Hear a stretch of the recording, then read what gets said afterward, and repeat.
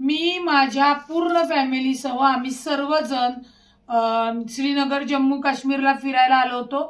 आजचा हल्ला झाल्यानंतर इथले पर्यटक प्रचंड घाबरलेले आहेत आणि आम्ही सर्वजण सुरक्षित आहोत, परंतु पर्यटक एवढे घाबरलेले आहेत की काही काही पर्यटक आजच आलेले आहेत, काही 2 वाजता पहलगामवरून निघालेले आहेत आणि 2:30 वाजता ही घटना घडलेली आहे। काहींच्या पर्वत आणि त्याच्यानंतरच्या फ्लाइट्स आहेत।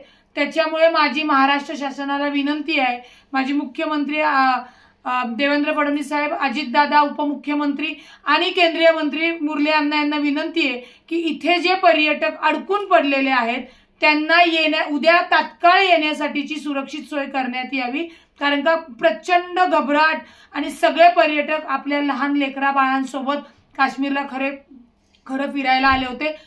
ही घटना म्हणजे मी काल आम्ही पहलगामला गेल्यानंतर आम्हाला असं कोणतंही वातावरण जी परिस्थिती वाटली नाही, परंतु आजची परिस्थिती ऐकून जेव्हा आम्ही गोंदाला म्हणजे गुलमर्गला होतो, गोंडोलाला होतो, तेव्हा आम्हाला तातडीने सगळ्यांना तिथला परिसर रिकामा करायला लावला।